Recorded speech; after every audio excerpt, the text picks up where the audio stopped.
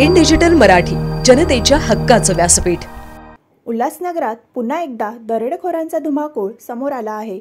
27 वर्षीय अजय कुमार श्यामल गौतम हे 22 ऑगस्ट रोजी सायंकाळी 6:30 ते 7च्या सुमारास ते आपल्या मित्रांसोबत रिक्षाने श्रीराम चौक ते उल्हासनगर कॅम्प नंबर 5 येथे जात असताना सरकारी प्रसूतिगृहाजवळील रिअल टच दुकानाजवळ आरोपीने रिक्षा थांबवून फिर्यादीला किरकोळ कारणावरून वाद घालत शिवीगाळ करून मारहाण केली। त्यानंतर आरोपीने चाकूचा धाक दाखवत फिर्यादी व त्यांच्या साथीदारांकडून तब्बल 21,000 रुपयांची रोख रक्कम जबरीने लुटली।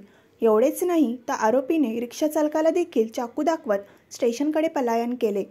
या गंभीर गुन्ह्यांची नोंद विठ्ठलवाडी पोलीस ठाण्यात गुन्हा करण्यात आली। वरिष्ठ पोलीस निरीक्षक अशोक कोळी यांच्या मार्गदर्शनाखाली गुन्हे प्रकटीकरण पथकाने सीसीटीव्ही फुटेज व गुप्त बातमीदारांच्या आधारे आरोपीचा शोध सुरू केला।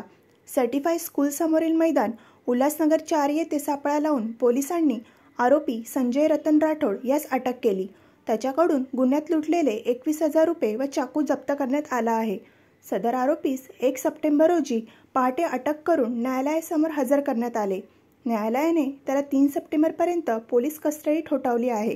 उल्हासनगरात घडलेल्या या घटनेमुळे नागरिकांमध्ये भीतीचे वातावरण निर्माण झाले असून पोलिसांनी तत्परतेने केलेल्या कारवाईचे कौतुक व्यक्त होत आहे।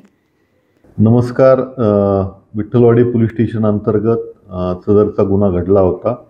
यामध्ये दिनांक 22/8/2025 रोजी सदरच्या आरोपीने या रिक्षामधील इतर सहप्रवाशांना चाकूचा धाक दाखवून लुटले होते। त्यांचे जवळपास 21,000 रुपये त्यांनी ओढून नेले होते।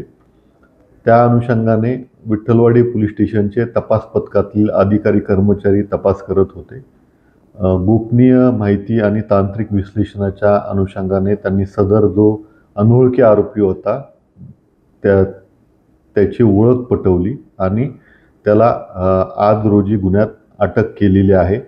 गुन्ह्यात वापरलेले हत्यार, त्यानंतर त्यांनी जबरीने नेलेले 21,000 रुपयाची रक्कम जी आहे ती जप्त करण्यात आलेली आहे।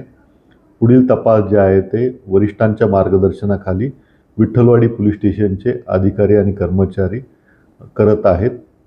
यामध्ये या इसमावरती आणखी काही गुन्हे आहेत का याचीही तपासणी करत आहेत।